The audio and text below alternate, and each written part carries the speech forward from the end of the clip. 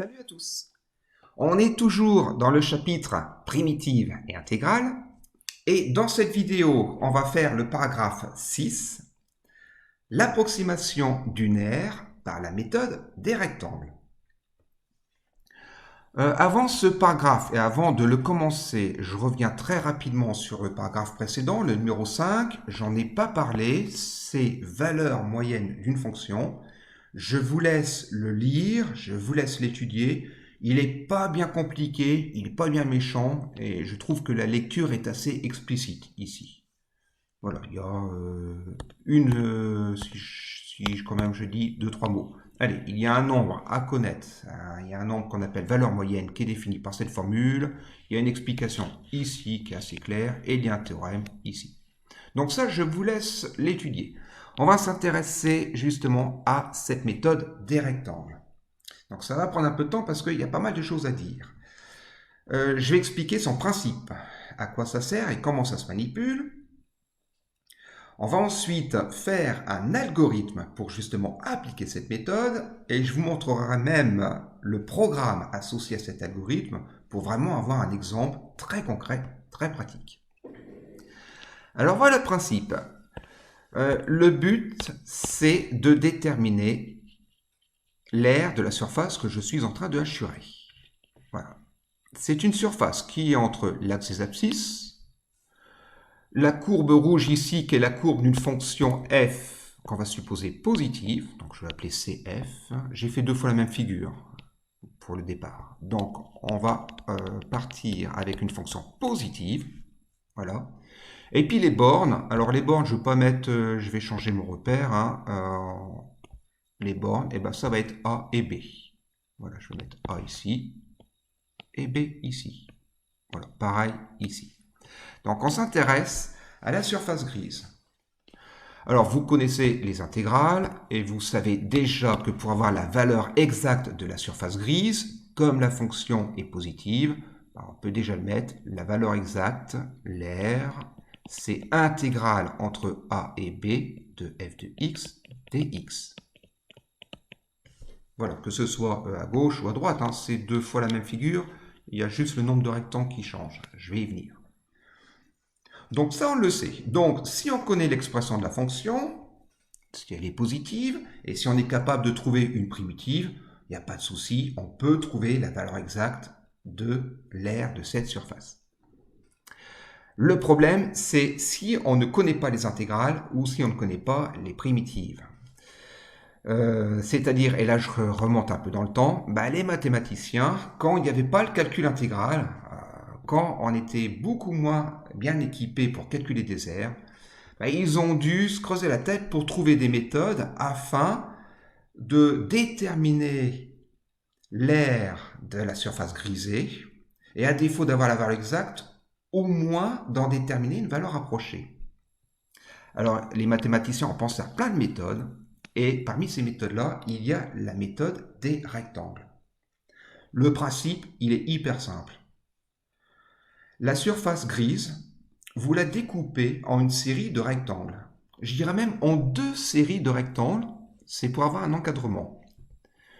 Vous découpez la surface grise en une première série de rectangles, ce sont les verts foncés. Je vais vous les refaire, les verts foncés, voilà. Vous faites un découpage, vous découpez votre surface en une série de rectangles qui ont tous, ces rectangles-là, la même largeur. En tout cas, la même dimension au niveau de l'axe des abscisses. Voilà, ils font tous L ici, la même largeur. Voilà.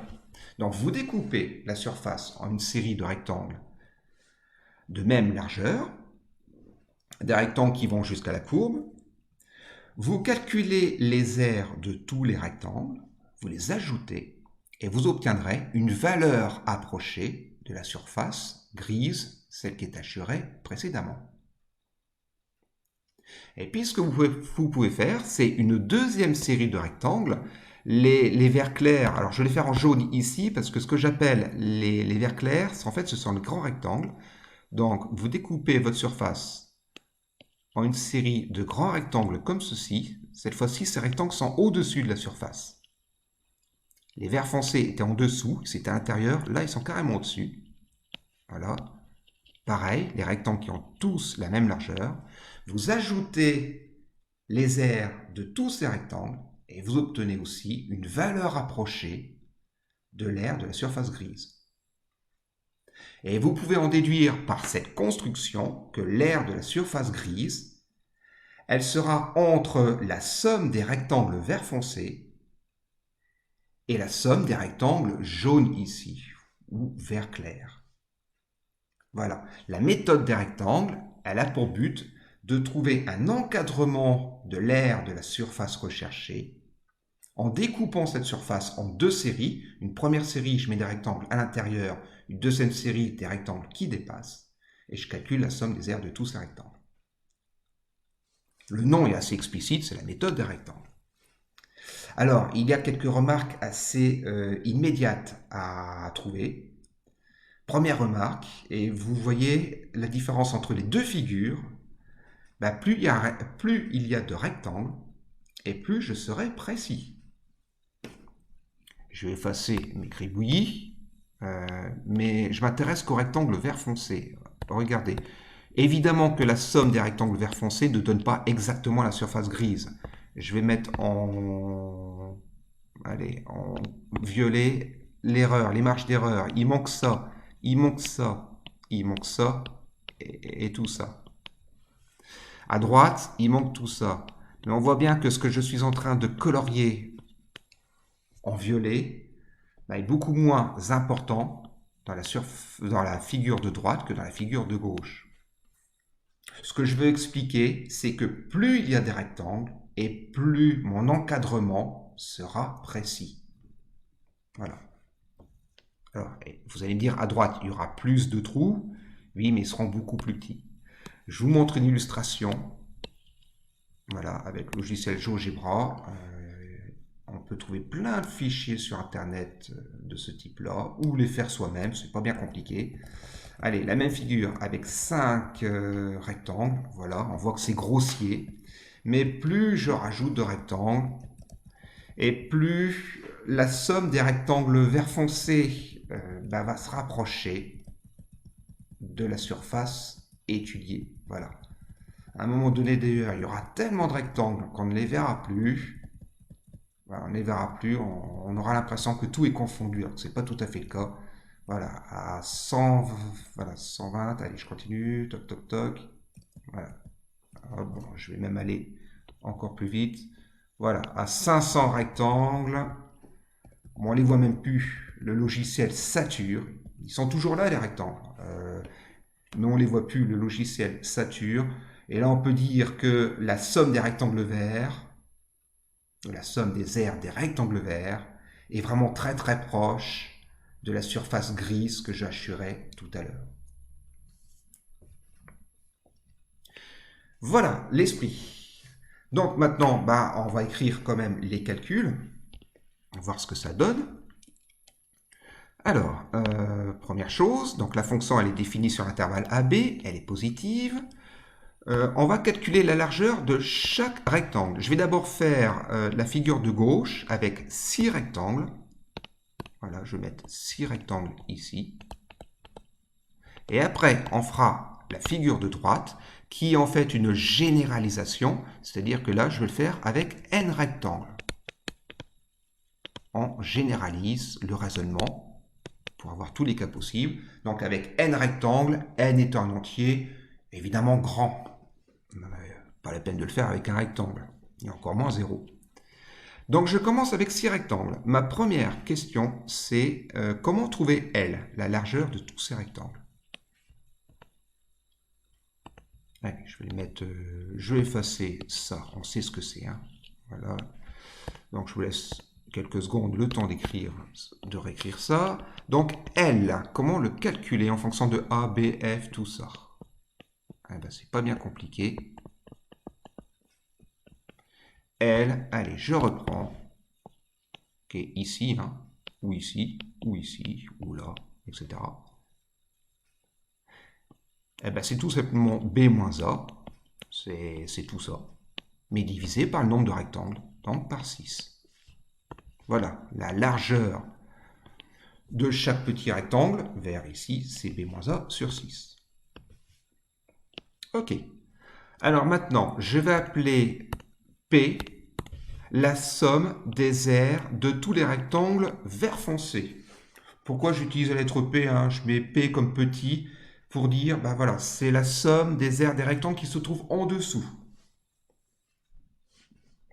Donc les rectangles vert foncé ici. Et ben on y va, c'est une somme, donc il va y avoir 6 termes. Donc premier terme, et ben, l'aire du premier rectangle, alors on le voit à peine le premier rectangle, hein, il est là le premier rectangle. Et ben, c'est à chaque fois largeur fois longueur, ou ici largeur fois hauteur. Allez, je mets L fois, et la hauteur. Alors la hauteur, c'est, je vais zoomer. En bleu, je vais visualiser la hauteur, elle est là, elle est là. Et bien c'est f de a. Ok. Pour f de a. Et pour le premier rectangle, deuxième rectangle. Donc le deuxième rectangle, c'est toujours L fois, et la hauteur du deuxième rectangle, alors, la hauteur du deuxième rectangle, c'est cette hauteur-là, c'est-à-dire, si je le fais ici, ça va être f de, f de quoi? F de ce nombre-là, avec mon point d'interrogation. C'est quoi ce nombre-là? C'est tout simplement A plus L. Voilà, oui, c'est A plus la largeur du premier rectangle, A plus L. Donc la hauteur du deuxième rectangle, c'est F de A plus L. Ok, on y va, je l'écris. F de A plus L. Vous comprenez pourquoi la vidéo va prendre un peu de temps, c'est que j'ai encore 4 rectangles à faire. Troisième rectangle, L fois toujours F de... Allez, je reprends le troisième rectangle. Je vais changer de couleur pour varier. Allez, je vais mettre en... Allez, peu importe. Ici, allez, la hauteur du troisième rectangle, elle est là. C'est donc l'image de ce point-là. C'est f de, je vais l'écrire en haut, f de ce nombre-là. Ce nombre-là, c'est a plus 2l. Donc je marque a plus 2l. Voilà. Bon, vous devinez la suite. Allez, je termine quand même ce rectangle-là. Donc, A plus 2L. Eh bien, je continue sur le même principe. Allez, rectangle suivant, ça fait L fois F de A plus 3L cette fois-ci. Voilà, je continue. L fois F de A plus 4L. Allez, je compte un peu en jaune les rectangles. Il y en a un ici, 2, 3, 4, 5. Il m'en manque encore un. Allez, le dernier, L fois F de A plus 5L. Voilà, j'ai bien mes 6 rectangles. Je vais regarder le dernier. Hein. J'ai dit que c'était L fois F de A plus 5L. C'est-à-dire, si je le fais en jaune toujours, c'est-à-dire cette hauteur-là. Ça, est-ce que c'est bien f de a plus 5L? Oui, hein, on est bien ici à a plus 5L. Voilà. Alors, elle est un peu longue à écrire, cette somme. C'est pour ça que je vais utiliser un symbole mathématique extrêmement important.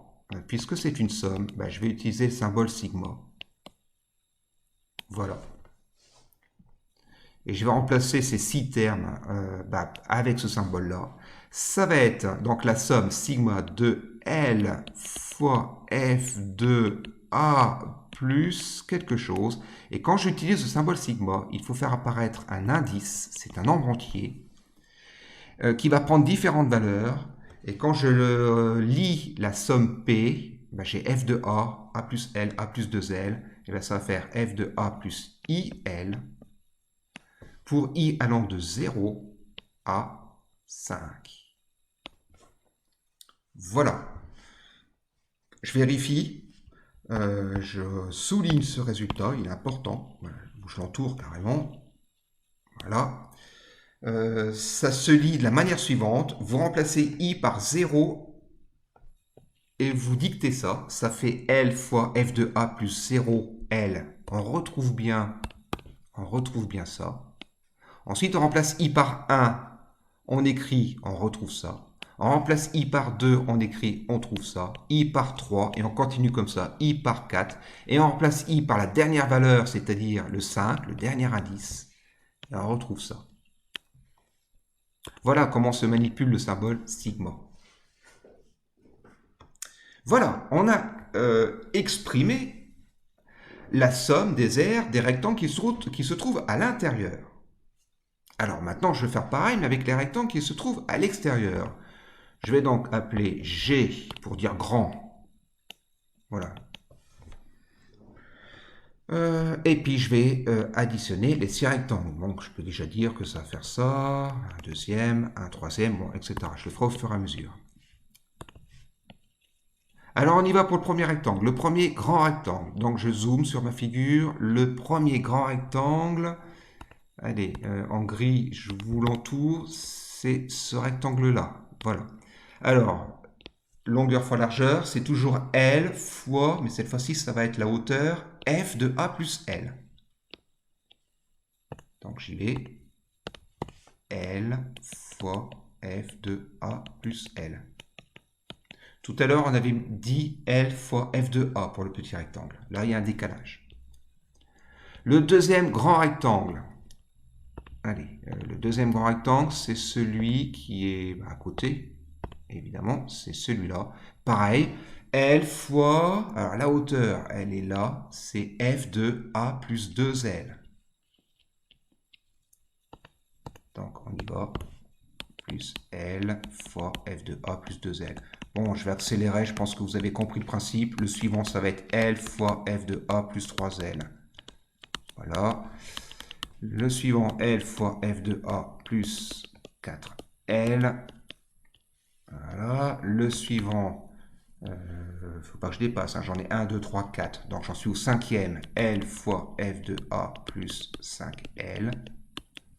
Voilà, je vais souligner en jaune mes rectangles. Voilà le premier, le deuxième, le troisième, le quatrième, le cinquième. Il y a donc le dernier à faire. L fois f de a plus 6L. Je vais regarder le dernier rectangle. J'ai déjà écrit sans air. Il est là, sans air. Le dernier rectangle. Je le montre. Voilà. Ah, je voulais faire en gris. C'est bien largeur, ça ne change pas. Et la hauteur, je vous montre la hauteur en bleu. La hauteur, c'est cette hauteur-là. Voilà, c'est cette hauteur-là. C'est-à-dire ça. C'est f de... Alors, vous allez me dire, ça peut être f de b, il n'y a pas de souci. Ouais, je suis sur b. Mais c'est aussi f de a plus 6L. Je pars de la borne a, puis je rajoute 6 largeurs. Voilà, a plus 6L. Ce qui fait dire que a plus 6L, bah, c'est b. Bon, si vous n'êtes pas convaincu, vous remplacez L par b moins a sur 6. Hein. N'oublions pas que on avait calculé la largeur de chacun des rectangles en faisant b moins a sur 6. Remplacez L par b moins a sur 6, vous retrouvez b. Voilà, eh ben, j'ai trouvé G, la somme des aires des grands rectangles. Pareil, comme tout à l'heure, je vais plutôt utiliser le symbole sigma, hein, c'est quand même beaucoup plus pratique. Puis de toute façon, dans le supérieur, vous n'utiliserez que ce symbole-là. Hein. C'est fini d'écrire ces sommes comme ça. Ça, c'est vraiment lissé. Donc, somme. Allez, essayez de deviner comment je vais l'écrire. Avant moi, c'est L fois f de a plus IL également. Pour I, et c'est là que ça va changer. Le premier rectangle, il commence ici. Là, ici, ça veut dire que I vaut 1. Et le dernier rectangle, il est ici. Voilà. Eh ben, c'est f de a plus IL avec I est égal à 6. Donc, il faut que je m'arrête à 6. Voilà. En fait, la seule chose qui change entre P et G, ce sont les indices, les extrémités. Pour P, ça allait de 0 à 5, G, ça va de 1 à 6. Voilà.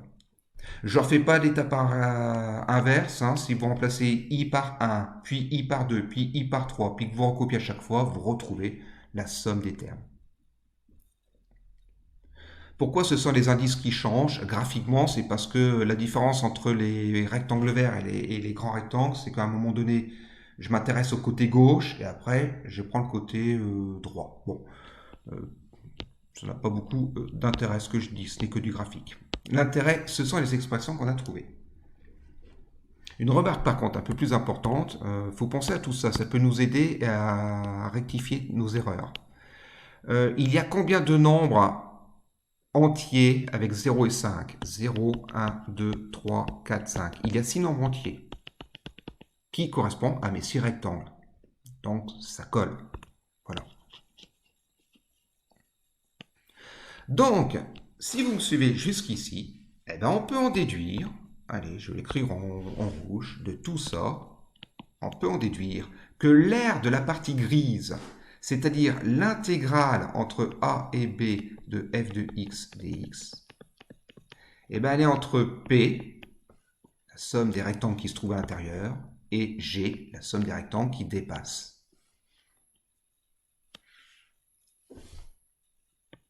Voilà. Et j'ai donc encadré mon intégrale en utilisant la méthode appelée méthode des rectangles. Encore une fois, le nom il est quand même simple à mémoriser.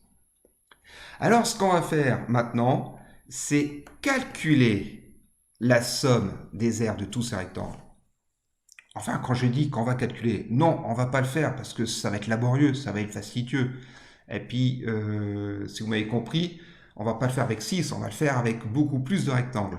Donc, on va faire calculer avec un ordinateur la somme de toutes ces aires.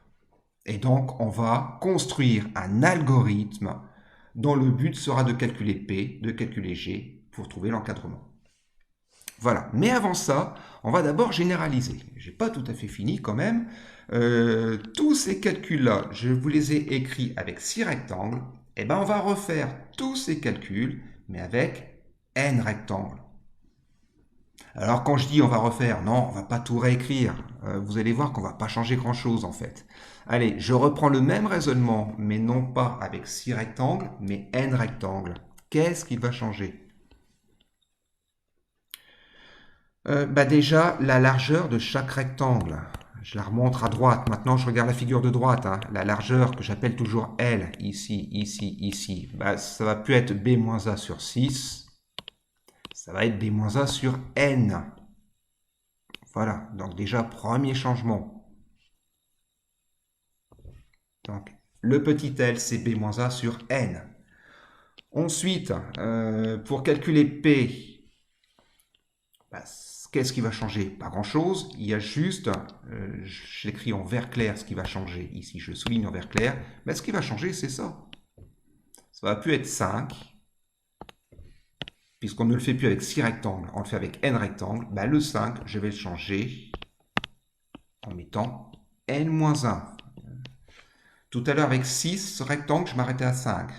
Maintenant, avec n rectangles, je m'arrête juste avant n-1. Donc, dans mon symbole Simpson, je change le 5 en n-1.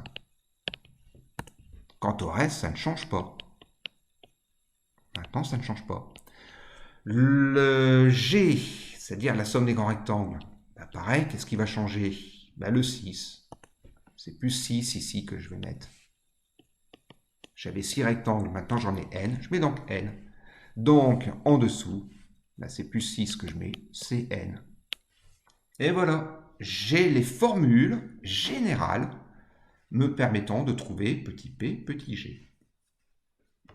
Donc maintenant, je peux réfléchir et construire l'algorithme me permettant de calculer tout ça. Donc, on a ces formules-là en tête. On va donc écrire un algorithme dont le but, encore une fois, est de calculer la somme des aires des petits rectangles dans un premier temps, puis la somme des aires des grands rectangles, et puis ensuite l'algorithme me dira, ben voilà, l'intégrale recherchée est entre petit p et petit g. Alors pour ce faire, on va utiliser le principe suivant. Il y a plein de manières d'écrire cet algorithme, hein. Je vais vous en proposer un dans cette vidéo. Dans le livre, à la page 184, il y a une activité, c'est l'activité 1, qui réexplique cette méthode avec un algorithme aussi qui sera différent. Il y a plein de manières de rédiger l'algorithme que je vais appeler algorithme méthode des rectangles. Mais toutes ces manières reposent sur le même principe, c'est le principe suivant. Le principe consiste à accumuler au fur et à mesure l'aire des rectangles. Je m'explique. Je vais appeler P la somme des aires des petits rectangles. Pour calculer ça, je vais commencer déjà par dire que P vaut 0, puisque je n'ai pas encore considéré de rectangle. Donc je commencerai par dire que P vaut 0. Et je vais ajouter au fur et à mesure les rectangles, les aires des rectangles. Donc je vais calculer l'aire du premier rectangle, je le mets dans P. Puis je calcule l'aire du deuxième rectangle, je le rajoute dans P. Puis je calcule l'aire du troisième rectangle et je le rajoute au fur et à mesure. Je fais ce qu'on appelle une somme cumulée. J'accumule au fur et à mesure les aires des rectangles. Donc évidemment, ça veut dire qu'il faudra faire une boucle. Et je peux même dire qu'il faudra faire une boucle finie, puisqu'on rentrera au départ de l'algorithme le nombre de rectangles qu'on voudra. Et donc, l'algorithme fera une somme de n rectangles, ce sera donc une boucle finie. C'est un peu comme si je vous demandais de me calculer 1, plus 2, plus 3, plus 4, plus 5, plus 6, jusque plus 100. Si je vous demandais de calculer ça sans utiliser les formules que vous connaissez au lycée, imaginons que je demande à un élève qui est en 6e de me calculer 1, plus 2, plus 3, plus 4, plus 5, plus 6, jusque plus 100. Ce serait long, évidemment, mais on raisonnerait de la manière suivante. On ferait 1 plus 2, ça fait 3. Donc je garde le 3 en mémoire. Ensuite, je rajoute 3, le nombre suivant. Donc j'en suis à 6. Je le garde en mémoire, je rajoute 4. J'en suis à 10, j'accumule au fur et à mesure, donc j'en suis à 10. Puis je rajoute 5, ça fait 15. Puis je rajoute 6, ça fait 21, etc., etc., etc., jusqu'à 100. Voilà ce que je ferai. J'accumulerai au fur et à mesure les nombres que je reçois. Bon, et évidemment, il y a des méthodes plus efficaces. Hein. Vous avez tout de suite pensé à la formule n plus 1 sur 2. Donc, en tout cas, pour expliquer que je vais utiliser ce principe pour construire mon algorithme. Alors, on y va. Allez, je vais le faire à droite. Voilà. Allez, je griffonne doc. Allez, je vais commencer ici. Je les déclare. Alors, je griffonne, hein, je vais aller vite. Donc, variable. N, ça va être un entier, ça va représenter le nombre de rectangles. Hein, vous pouvez le noter ici, c'est le nombre de rectangles. A et B, ce sont des réels, ça représentera les bornes. Voilà, les bornes. OK. Bon, on suppose que la fonction sera aussi saisie. Qu'est-ce qu'il me faut aussi? Il me faut P et G, qui seront des réels positifs. Ce sera les sommes des petits rectangles, des grands rectangles, comme précédemment. J'aurai aussi besoin d'un indice n pour ma boucle, donc i. Bon, voilà mes variables. Donc, on y va pour le début de l'algorithme. Donc, première chose, on peut déjà demander n. Allez, donc, je mettrai demander n, saisir n. Voilà, on veut demander à l'utilisateur le nombre de rectangles. Et évidemment, l'utilisateur, il aura intérêt à rentrer un grand nombre pour que le résultat soit quand même cohérent. On peut demander A et B aussi. Allez, on peut demander A et B. Je mets tout dans la même ligne. Hein. On peut demander les bornes. OK. Étape suivante. Justement, les sommes. On va les initialiser à 0. Donc, on met 0 dans P, on met 0 dans G. Voilà. Et maintenant, je vais commencer mes calculs. Alors, je vais faire une boucle finie, c'est-à-dire que je vais utiliser la boucle pour i allant de...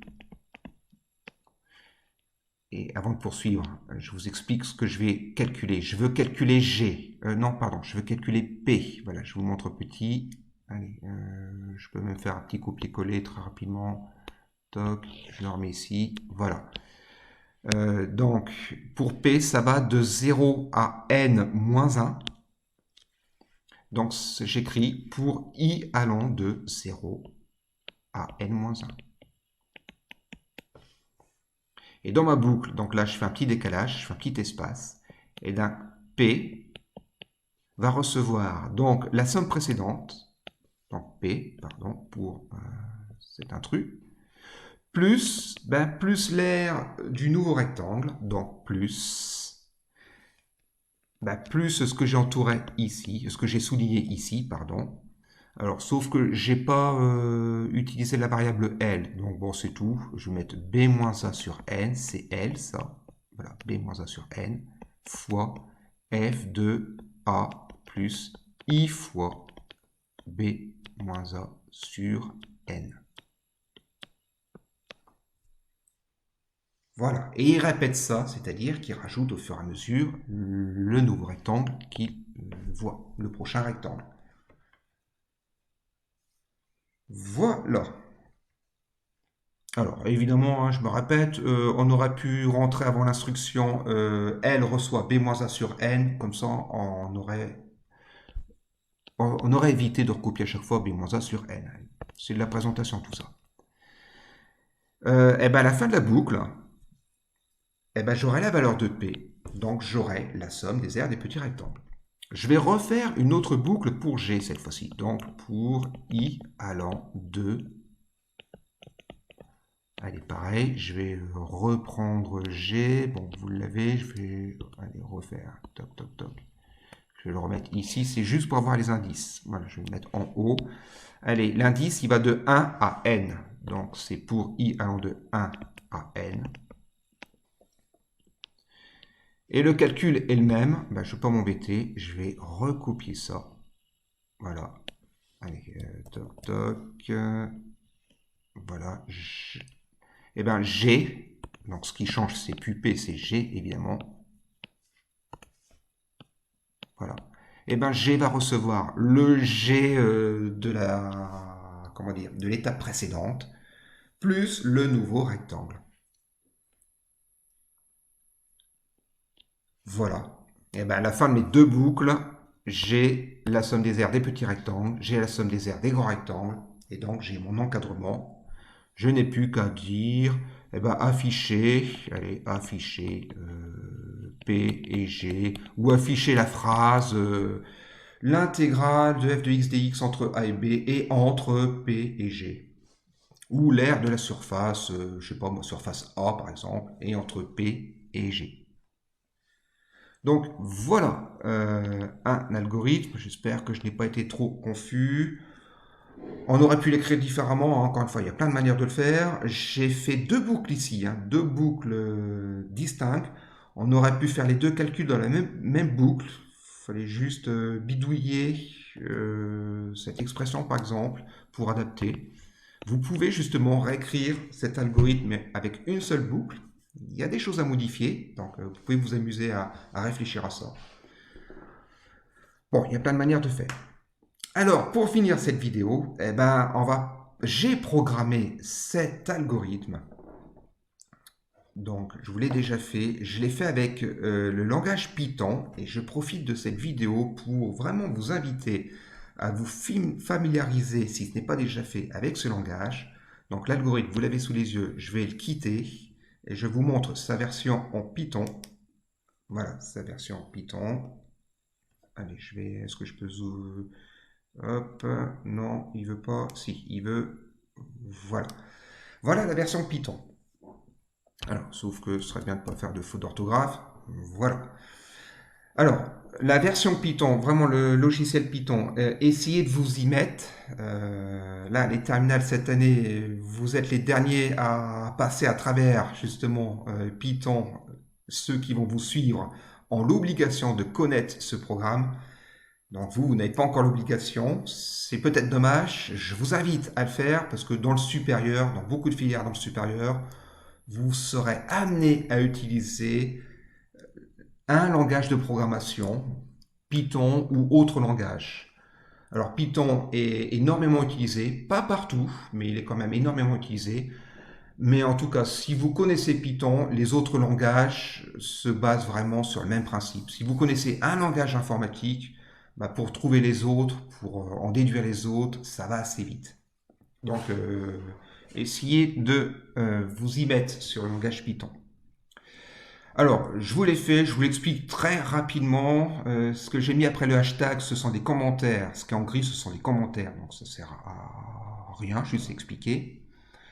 Donc, la première partie, ce que je vais faire pour griffonner, je vous demande 30 secondes. Dans cette vidéo, je n'ai pas fait, j'aurais dû le faire. Allez, tac, toc, toc, toc, toc. Voilà, je vais le refaire sur une page de dessin pour que je puisse griffonner dessus. Toc, toc, toc, voilà. Alors, la première partie, c'est pour définir une fonction. Maintenant, je peux gribouiller dessus. Voilà. Là, j'ai défini la fonction carré. Ça s'écrit comme ça en Python. On met def. Le nom de la fonction, je l'appelais f, de x, de petits points. Y est égal à x carré, retourne y. Ça veut dire que dans la suite du programme, si je tape f de 2, eh ben, il me calculera 2 au carré et me retournera 2 au carré. Donc voilà, ça c'est pour définir une fonction. Donc ici, j'ai pris la fonction carré.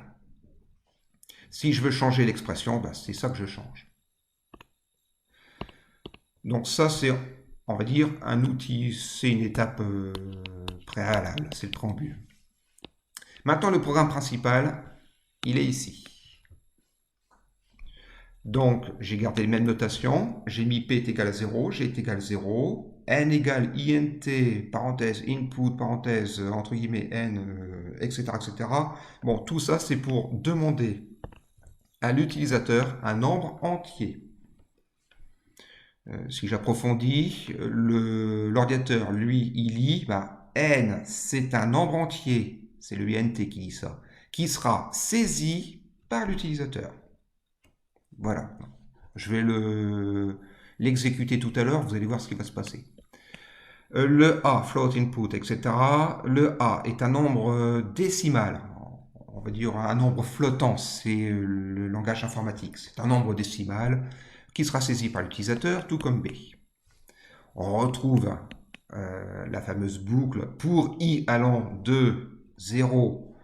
Alors, il y a une différence avec mon algorithme ici. Allez, je vais vite. Je trouve même que c'est un peu gênant pour la compréhension. Normalement, si je reprends mon algorithme, est-ce que je vais réussir à le retrouver? Non.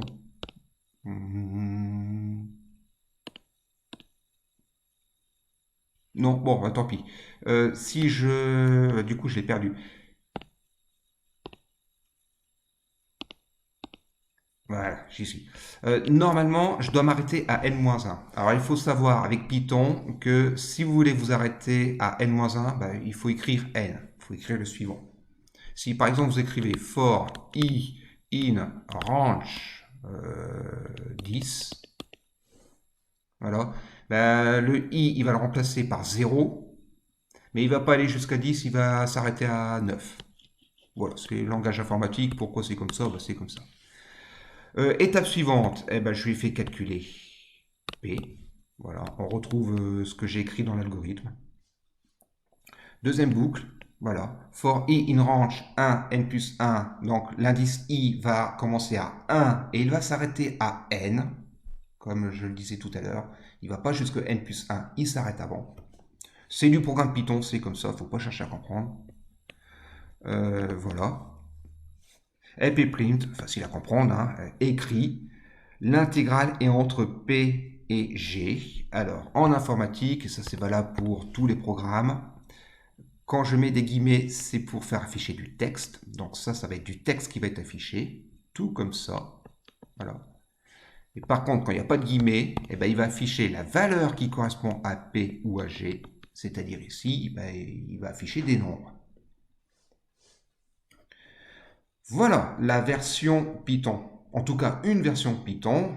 Une fois de plus, j'aurais pu peut-être déclarer une nouvelle variable et dire que L est égal à B-A sur N. Bon, on va l'exécuter pour finir la vidéo. Allez, j'ai pris la fonction carré. Je vais vous montrer déjà ce que je vais exécuter. Je veux lui faire donner une valeur approchée ou un encadrement de l'intégrale entre 1 et 5 de x au carré dx. Voilà, je vais exécuter ce programme pour lui faire encadrer cette intégrale. Alors ça, vous pouvez faire une pause et essayer quand même de le calculer vous-même. J'ai pris une intégrale facile à calculer, ça permet de voir si mon programme il est vraisemblable. Allez, si vous le calculez, vous trouvez 124 tiers. Voilà, une primitive, c'est 1 tiers de x au cube, entre 1 et 5. Je vous laisse faire les calculs, on trouve 124 tiers, qui fait à peu près 41, 3, 3, 3, 3, etc., etc. Voilà. Eh bien, on va appliquer le programme avec ça. Donc, intégrale de x au carré entre 1 et 5. On y va. Donc, exécute. Voilà. Bon, déjà, il ne me met pas de rouge. Ça veut dire qu'il n'y a pas d'erreur de syntaxe. N. Je vais prendre... N, c'est le nombre de rectangles. Hein. Je vais prendre 50 rectangles. Je vous ai dit, hein, il faut prendre quand même un nombre important de rectangles pour que ce soit vraisemblable. Et encore 50, je n'ai pas pris beaucoup de rectangles. On le refera tout à l'heure avec plus de rectangles. Les bornes, j'ai dit entre 1 et 5. Donc 1 pour A et 5 pour B. Voilà, le vert, je vous le noircis. Voilà ce qui m'affiche. L'intégrale est entre 40,37 et 42,29. Ça a coupé un peu. Hein, bon, voilà, je zoome. Ah, voilà. Donc l'intégrale est entre 40,37 et 42,29. Je vous rappelle, sa valeur exacte, c'était 124 tiers, c'est-à-dire 41,333333. Bon, 41,333 est bien entre 40,37 et 42,29. Le programme m'a donné un encadrement de cette intégrale. Mais un encadrement quand même assez grossier, hein, entre 40 et 42 grosso modo. C'est assez grossier. Alors maintenant, je vais réexécuter ce programme, mais en mettant beaucoup plus de rectangles. Donc on y va. Allez, je réexécute ce programme. Je vais mettre 1000 rectangles. Toujours entre 1 et 5 pour les bornes. La fonction carré est déjà saisie dans le programme. On y va. L'intégrale est entre 41,28 et 41,38. C'est déjà beaucoup plus précis. J'ai un encadrement beaucoup plus fin. 41,28, 41,38, alors que normalement je dois avoir 41,33, 33, 33, je le rappelle. On a un encadrement de l'ordre du dixième ici. C'est déjà mieux. C'est déjà mieux. Donc évidemment, plus il y a de rectangles et plus je suis précis. Une dernière chose. Encore je ne sais plus parler. Je réexécute mon programme. Allez, je mets 10 000 rectangles ici. 10 000 rectangles. A, B. Et il me trouve 41, 32, 41, 33. Il est encore plus proche ici, plus fin. Je reprends 40, 42. J'avais presque 2 unités d'écart ici. Là, je suis de l'ordre du 41, 28, 41. Oh, qu'est-ce qu'il me fait? 41, 28, 41, 38. J'ai un dixième d'écart. Et là, je suis pratiquement au centième d'écart. Ok. Allez, je le refais une dernière fois. Mais il est possible. Là, je prends des risques parce qu'en fait, je ne l'ai pas fait avant la vidéo. Je vais faire 100 000 rectangles. 1, 2, 3, 4, 5, 100 000 rectangles. J'espère que ça ne va pas bugger, vous allez comprendre pourquoi. Peut-être que je mette A et B. Non, bon, il n'a pas fait ce que je voulais qu'il fasse, mais il n'a pas bugué non plus. Il est encore plus précis. En fait, ce que je voulais qu'il fasse, c'est qu'il rame. Et ce que je vous expliquais à partir de maintenant, c'est que plus il y a de rectangles, et plus je serai précis dans mon encadrement. Mais plus ça prendra de temps, plus il y aura de calcul. Plus il y a de rectangles, plus il y a d'air à calculer, et plus il y a d'air à ajouter. Donc, plus il y a de rectangles, plus les calculs seront longs, pas compliqués mais longs, et plus ça prendra de temps. Alors là, il l'a pas fait, le logiciel est assez puissant, donc on n'a pas vu le laps de temps, et puis je ne vais pas tenter avec 1 milliard de rectangles, mais comprenez que plus il y a de rectangles, et plus je serai précis, ça c'est un avantage, mais plus ça prendra de temps, même pour un ordinateur. Donc tout ça pour dire que la méthode des rectangles est une bonne méthode pour donner un encadrement d'une intégrale. C'est une méthode qui marche bien, la preuve, je viens de le faire. Mais il y a d'autres méthodes qui permettent d'encadrer des intégrales et peut-être des méthodes qui sont beaucoup plus efficaces. Par exemple, il y a des mathématiciens, je reprends, alors j'ai perdu le fichier, ça va être embêtant, c'est mon cours, suis-je bête. Il y a des mathématiciens, quand j'y serai, voilà, je reprends ma figure, ici, j'efface tout, et il y a des mathématiciens qui se sont dit, au lieu de découper ma surface avec des rectangles, pourquoi ne pas faire des trapèzes? Je le refais en violet, au lieu de faire des rectangles, on n'a qu'à faire un trapèze. Ici, un autre trapèze ici, un trapèze ici, un trapèze, voilà, etc. On n'a qu'à découper ma surface en une multitude de trapèzes avec tous ici la même base. Voilà, L. Graphiquement, d'ailleurs, on voit que pour cette fonction, cette méthode serait, ou semble en tout cas, être beaucoup plus précise. Et bien voilà, on aurait pu utiliser des trapèzes au lieu d'utiliser des rectangles. Bon, la méthode, elle a un nom, c'est la méthode des trapèzes. Voilà. Au lieu d'utiliser des rectangles ou des trapèzes, on aurait pu faire encore avec d'autres quadrilatères ou peut-être d'autres polygones. Donc, il y a plein de méthodes, ou il y a eu dans l'histoire des mathématiques, plein de méthodes pour encadrer une intégrale ou pour déterminer des aires. Allez, je parle beaucoup. Dernière petite chose qui n'a rien à voir avec ça. Je reviens à Python. Avant, l'année dernière par exemple, quand j'écrivais la boucle pour i allant de 0 à n, je faisais toujours un début pour et un fin pour. Voilà, c'est comme ça que j'écrivais avant. Maintenant, on laisse des espaces, on appelle ça des tabulations ou des indentations, si je dis bien ça. On laisse un espace, voilà. Tout ce qui est à l'intérieur de ma boucle, on le caractérise avec un espace. Je prends par exemple la deuxième boucle, je suis vraiment ici, voilà. J'ai écrit ma boucle pour i in range 1, en gros pour i allant de 1 à n, ici. J'ai laissé un espace pour cette instruction-là, pour faire comprendre à l'ordinateur que je veux que cette instruction se fasse uniquement dans la boucle. Par contre, j'ai pas mis d'espace à print pour dire que le print ne fait plus partie de la boucle. Donc en informatique, on utilise des espaces, un peu des tabulations pour le traitement texte, ou des indentations, c'est le terme, pour faire comprendre à l'ordinateur ce qui fait partie de la boucle et ce qui ne fait pas partie de la boucle. Ça veut dire que si par exemple je modifie mon programme uniquement en faisant ça, j'appuie sur la touche Tab, voilà, j'ai laissé une indentation ici. Là, ça va être modifié. Vous devinez ce qui va être modifié. Le print, l'intégrale il va le faire carrément dans la boucle. Donc, il va le faire n fois. Voilà. Je vais l'exécuter. Allez, au mieux, il va y avoir cette phrase-là qui va être copiée plein de fois. Au pire, ça va bugger, parce que ça va fausser les calculs. On y va. Allez, j'essaye avec 20 rectangles. 1 et 5 toujours. Voyons ce qu'il fait. Bon, il n'a pas bugué. Mais évidemment, comme j'ai laissé un espace devant le print.